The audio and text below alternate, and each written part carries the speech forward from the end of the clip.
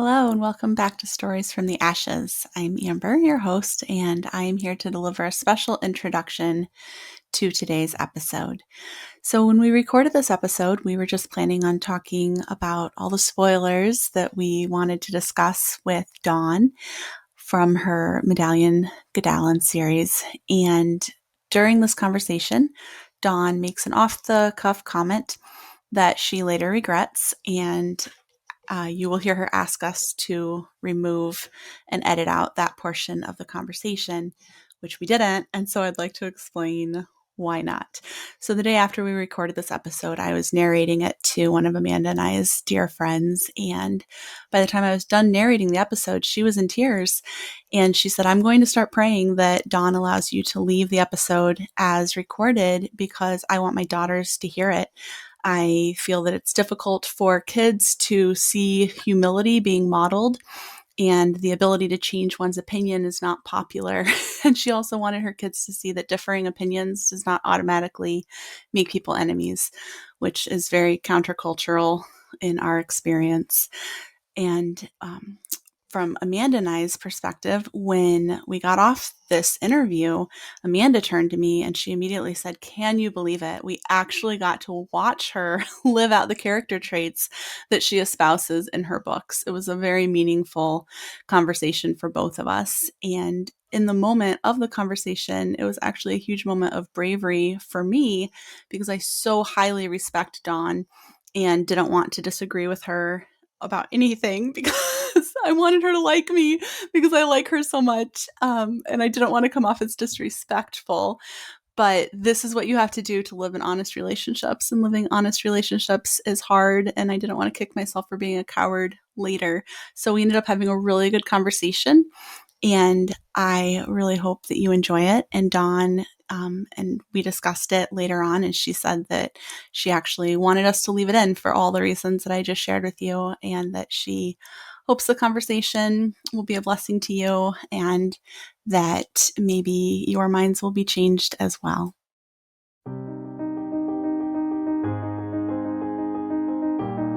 Hello, and welcome back to Stories from the Ashes. We are here with author Dawn L. Watkins talking about her book's Medallion. This is our spoiler episode. So if you have not listened to our author interview episode, I highly recommend you listen to that and read the books. If you have already listened to that and read the books, welcome. Spoilers, spoilers, spoilers. Okay, no one can be mad at me. I have said it. We are doing spoilers.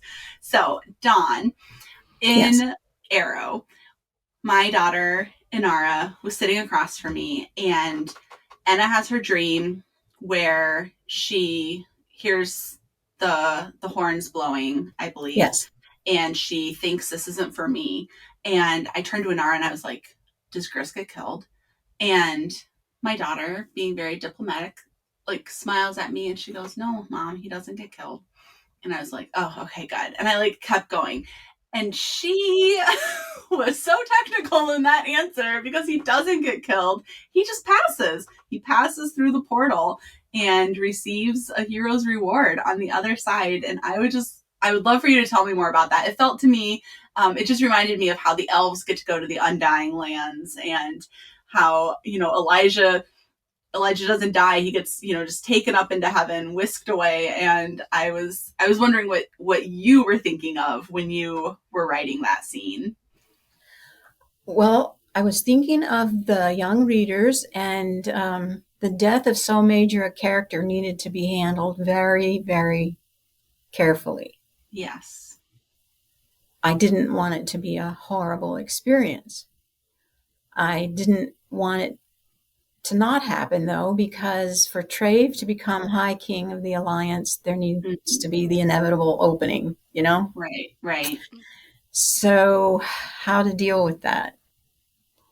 Uh, then I recalled reading Idylls of the King by Tennyson. And one of my favorite passages of literature anywhere, which is when King Arthur is dying and he tells Sir Belvedere, please throw my sword in the lake. And he doesn't do it twice. And the third time he does. And Yeah. then this boat comes and picks up the king with the three queens mourning him. And so the knight tries to watch as long as he can. And the lines are, then from the dawn it seemed there came, but faint, as from beyond the limit of the world, like the last echo born of a great cry, sounds as if some fair city were one voice around a king returning from his wars. Mm-hmm. Thereat once more, he, the knight, moved about and clomb even to the highest he could climb, and saw, straining his eyes beneath an arch of hand, or thought he saw, the speck that bare the king down that long water, opening on the deep somewhere far off, pass on and go from less to less and vanish into light. And the new sun rose, bringing the new year. Mm. So I took that as an inspiration, an illusion, if you will. Yeah. But I made it more Christian in context because I wanted it to be a life well lived is now rewarded. Yeah, absolutely. When I hit that scene, I was like, I had many thoughts and emotions. One being, my daughter did not lie to me technically, but she definitely did not warn me this was coming. But then also just being like, this is so perfect and beautiful, and what Gris deserves, like what he's earned. And I appreciated that there was not some, super sad battle scene where some stray arrow gets him, like that just, it wouldn't have felt right. And we'd already seen his dad pass in, an honorable war death. And it just felt like his family deserved something different, and he deserved something different. And I was glad that he got to be with Trave and Enna as he passed through. I tried to give you some foreshadowing, like when he is with Bruce and he groans when he lies down. Because he's Bruce old. Said, what's the matter? And he goes, I'm old. Yes. Okay, and then he travels around and he's worn out, and he says, the governor of Colonia offers him a chair suddenly. And then when he arrives at the towers, his physician is careful. He said, we should let the king rest, and I'll go get him some food in case he wants it. And you get I think you get the idea that his time is winding down. Especially when he gets hit with the door. Like that wouldn't have happened to him in Medallion. Right. So like that was very much an age thing. But he rallies, he maintains his force of character to the end. Yes. But that drew the last bit out of him, and yeah. I felt like one of the things that was very different about Arrow was it was much less battle oriented and much more battling for the families and fighting for the people that you love and pursuing them to the ends of the earth to find them and bring the family units back together. And I feel that was really Gris's journey in that book, was reunification. And so, he's already basically left the kingdom to his heir apparent and trusts him. And so he's not worried about that. He knows that the Capnos is in good hands, but what's not in good hands is his wife and the daughter of, this man who is, like a son to him and next in line to be High King if he can, level up in that way. So I loved the fact that Gris was just pursuing this reunification of everyone, and just found that to be such a beautiful story for him, and probably how he would have wanted to go out. Like, he had peace because everyone was back where they belonged, and all the pieces were lined up for things to go well for the people he cared about. So I really loved that. Amanda, did you have any spoiler questions? Oh, you're catching me off guard. Amanda very much did not like Medallion half as well as I did, and I think it's because she wasn't 10 when she read it. I think, but she's been loving Shield and Arrow, and just that, the deeper storytelling. I think that she expected it to be deeper from everything I had been saying, but it was it was that deep for me as a kid. Like, Well, it there was more than ended. enough depth as a 10-year-old for me to be like being formed and shaped by the ideas and thoughts.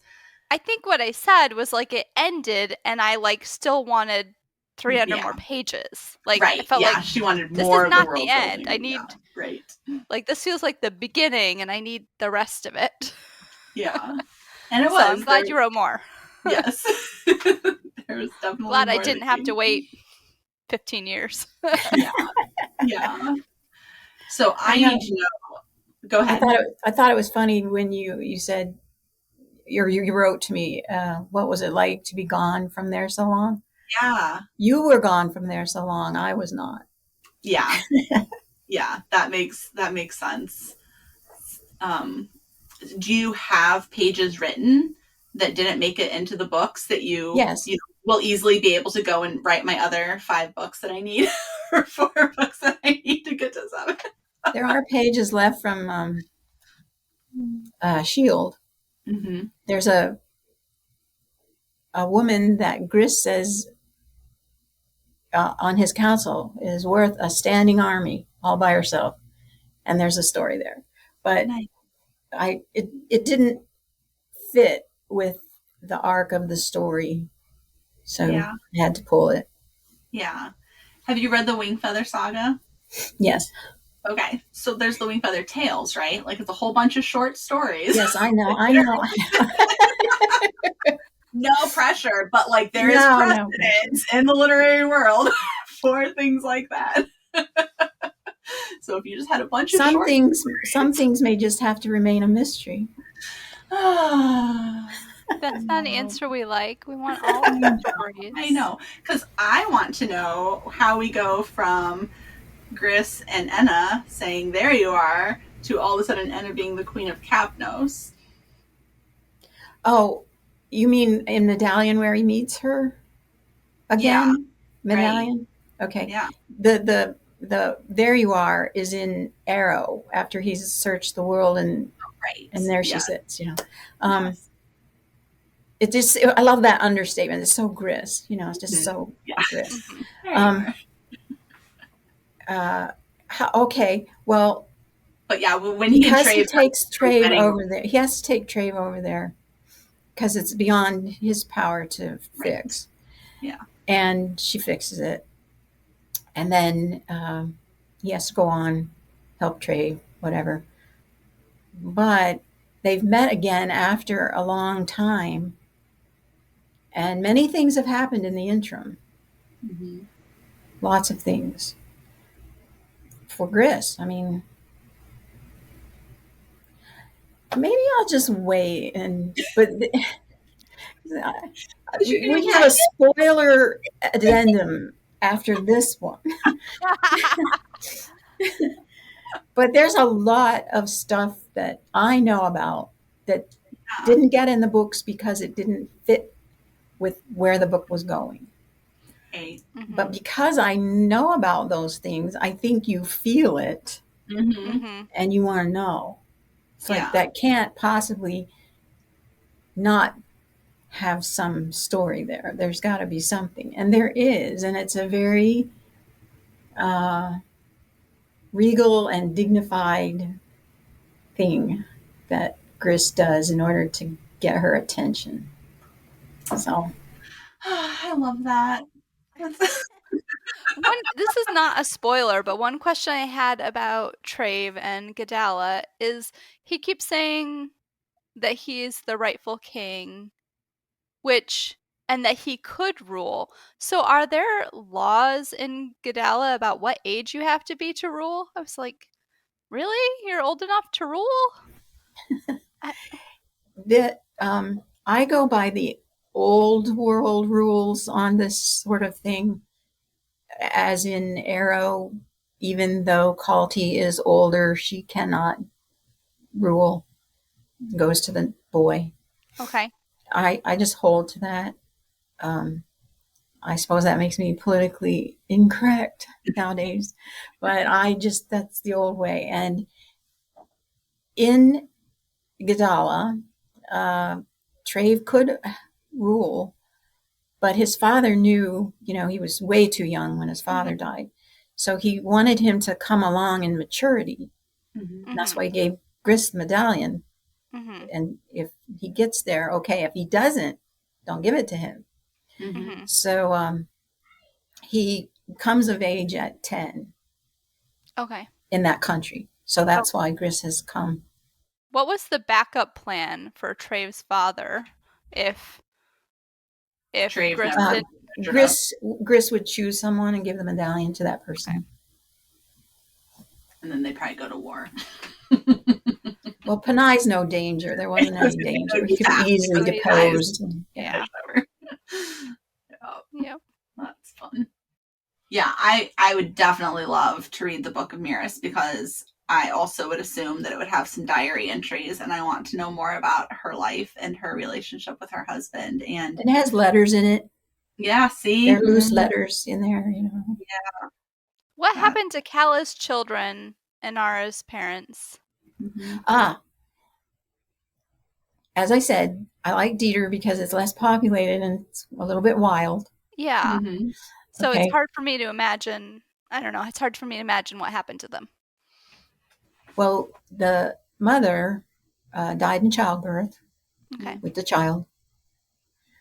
And her father was, went over to Sarda to help his aunt and uncle. And he was killed there. Okay. Well, this was wonderful. Such a delight. Thank you, Dawn, for answering my burning questions. Yeah, sure. Thank you for asking them. It was a pleasure talking to you, and I really appreciate what you all are doing. Books are so important. They really are. They cannot be lost. Yeah. And real books with pages that you turn and ink that you smell.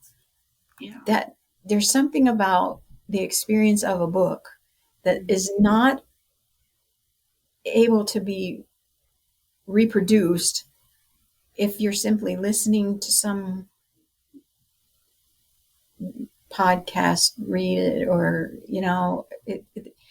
being read to is good when you're little. That's a good thing, and I still enjoy being read to. I do. I like for my husband to read, Child's Christmas in Wales or Christmas Carol at Christmas time. I just like to ride along on that voice, but you need to be able to read for yourself.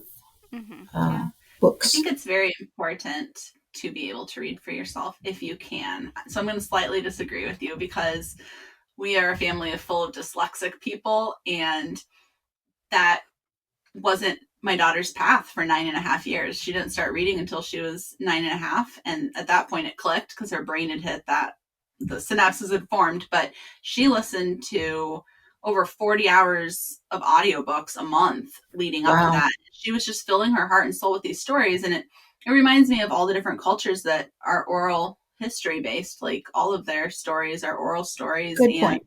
They, held society and culture together for thousands of years until the invention of the printing press. So I think that, obviously I have over 12,000 books in my house. Like, I believe that there is something to be said for holding the book in your hands and smelling it and feeling the pages. And if given the choice between my phone with Kindle on it or a book, I will choose a book every time. And whenever people give me ARC copies to read and they're like on my phone, I'm just like, oh, this is such a trial. But it's like, I want the story, so I'm willing to do it. But no, I definitely, like, when Miris talks about like all the books from the university and how they've saved them and have them underneath, in that secret room, that really resonated with me. I have had some friends in the past that have said that in building their home libraries, they're saving Western canon one book at a time. And, so there's a lot to be said for that. But I found it really powerful at the end of Shield when Miris has all of her books back together in, I don't remember which country she lands in the new country that she's in. And it says that it was like a basically a blessing to that culture and a great loss to Sarda. And it's like, yeah, that's what happens. Like when your country decides to purge all the good stuff and won't keep it and burns it all, then that's their loss and somebody else is going to benefit from it. But I loved that culture salvaging efforts on her part. It's happened many times in history. Mm-hmm. Yeah. I mean, it routinely happens. Sometimes I pick up the best books from our library cart because they're older, so they're getting rid of them and they're replacing with new ones, which they have limited space, but I guess it's to my benefit, to our family's benefit. Yeah. Yeah, so if you write more books, we will read more books, and we will be happy. If you write short stories, we will read short stories and be happy. We'll read anything you write. Yeah, pretty much. That's just Thanks. Where we're gonna leave this. So, do you have any final thoughts, Dawn, or anything else that's a spoiler that you just wanted to touch on more? I can't think of anything. My goodness, you've given me half an hour longer than I thought already. So I think I've talked enough. Maybe you could edit out that part where I said you need to read for yourself. Because you're right. I wasn't thinking large enough there. I was just thinking of digital replacing real at that point. Well, the wonderful thing about a physical book is that you have it. Yes. And it becomes yours, but a digital copy almost never really is yours because it hinges on a computer working or electricity, or when the power goes out, you don't have it. Well, I think of Amanda and her family go camping a lot, and they take books with them. So she'll have the book and read it aloud to everybody. So everyone is sharing from that hard copy. So I think that what you were saying is right. Like, we do need to have those hard copy books. We do need to have those books in our possession. And if we can read them, reading them for ourselves is excellent because we can read it at much greater speed and in greater bulk. But if we can't, there's no shame in it. And I don't feel like you were saying there was any shame in it. I don't feel that that's what you were communicating at all. No, I just wasn't thinking broad enough at that minute. I was making my little books, real books need to exist in this world. Yeah, and we absolutely agree in our group of library builders. And 10 years ago, I would have made that statement that you made and not given it a second thought. And it's only because I've now experienced having a bunch of dyslexic kids and knowing, and then broadening my community into more families that have dyslexic kids and special needs and all of that, to just be like, this is a little more nuanced than I first thought, and that's okay. And I appreciate that you were willing to hear my feedback and say, yeah, that's right. I'm smarter than I was when we started. There we go. That's the goal for every day. Well, we thank you, Dawn, for your extra time in talking about these spoilers and particularly sharing about Griss's experience and his reward, which just felt so perfect and beautiful. So thank you all for joining us as we talk to Dawn L. Watkins, and her book links will be in our show notes, and we will see you next time. The stories are truer than true.